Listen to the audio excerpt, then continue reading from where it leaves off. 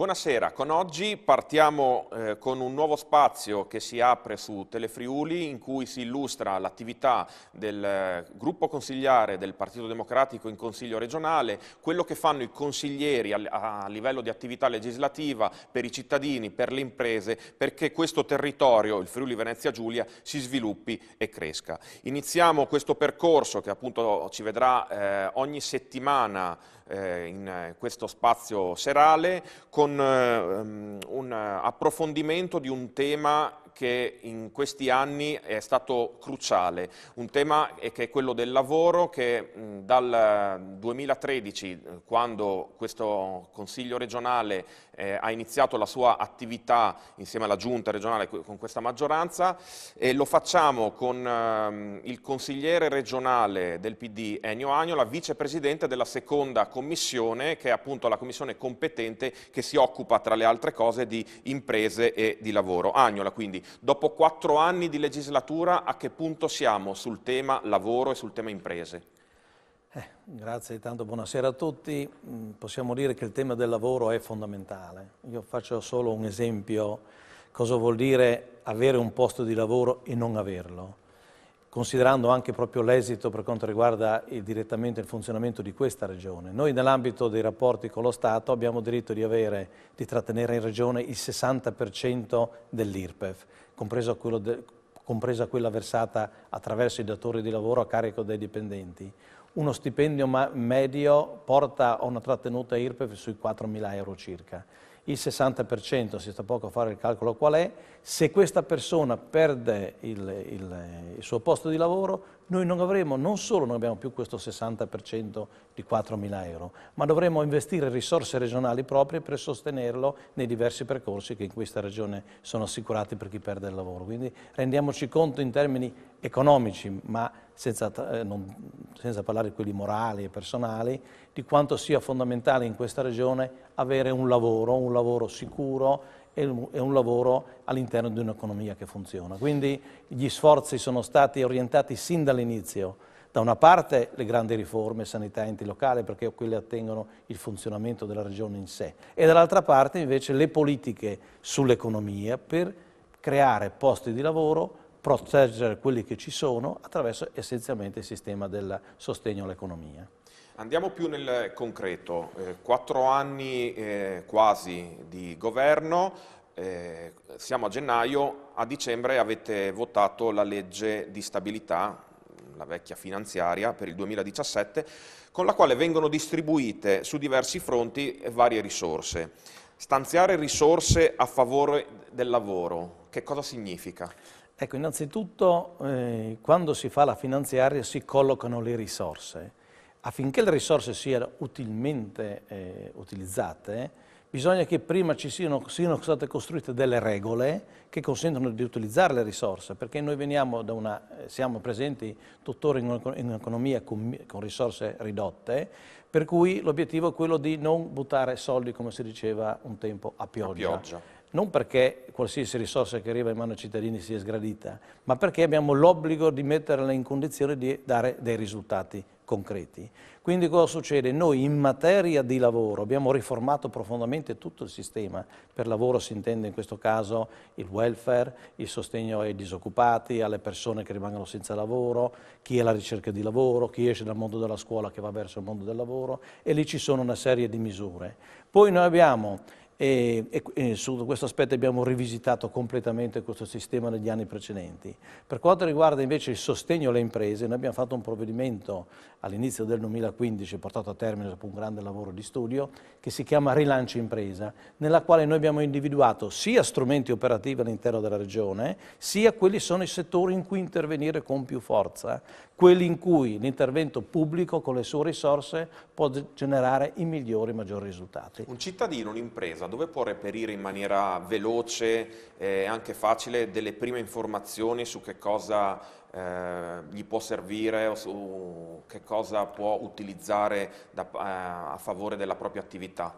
La cosa più semplice che si può dire oggi a un cittadino che ha un qualsiasi suo problema, parliamo adesso di lavoro, alla ricerca di un posto di lavoro, capire quali opportunità il sistema pubblico gli mette a disposizione, l'imprenditore grande o piccolo, dal commerciante all'industriale, e l'agricoltore. Oggi la prima cosa da fare è fare l'atto più semplice che oggi fanno tutti, invece di andare magari a cercare qualche volta tante sciocchezze in rete. Si va sul sito ufficiale della Regione Friuli Venezia Giulia, si entra nel proprio sito e si preme sopra, c'è una parte che riguarda lavoro, economia e imprese, e uno può iniziare un viaggio, magari nelle prossime puntate saremo anche più precisi, ma in questo viaggio incontra il suo settore economico, può incontrare la sua condizione e lì ci sono descritte una serie di opportunità. Poi l'impresa ovviamente si confronterà col suo commercialista, per gli atti di assistenza, quelli più puntuali sulle persone, ci sono i servizi sociali dei comuni, ci sono le agenzie del lavoro che sono state oggetto di una riforma, da quelle provinciali sono passate a un'unica regionale per avere una regia e anche un livello qualitativo più alto, più puntuale. Ci sono questi strumenti che i nostri cittadini devono abituarsi a usare, perché spesso lì ci sono informazioni che non è facile distribuire in qualche modo attraverso i sistemi, quelli magari più tradizionali.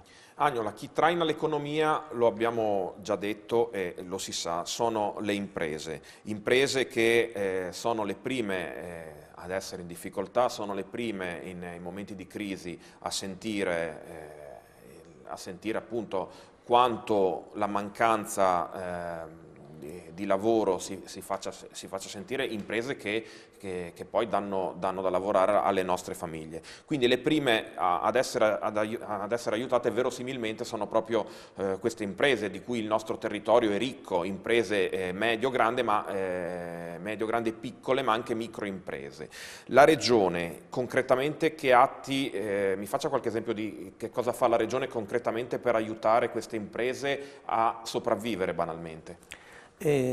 Possiamo anche dire chi oggi vuole fare impresa, perché il destinatario dei supporti regionali riguarda anche chi non è un imprenditore ma vuole diventarlo, e questa possibilità noi dobbiamo in qualche modo tenerla sempre presente, perché il Friuli in particolare è una terra che è cresciuta economicamente attraverso le piccole imprese. Chi da lavoratore dipendente si è fatto un'esperienza e si sente di fare questo rischio. Quindi un concetto di giovane impresa, esatto, al di là dell'età di oggi chi la sviluppa. Uno che intende avviare un'attività artigiana può fare una domanda e ha una ragionevole possibilità di avere un contributo fino al 50% per gli investimenti dei primi 2 anni, questo è solo un esempio, per avviare una propria impresa.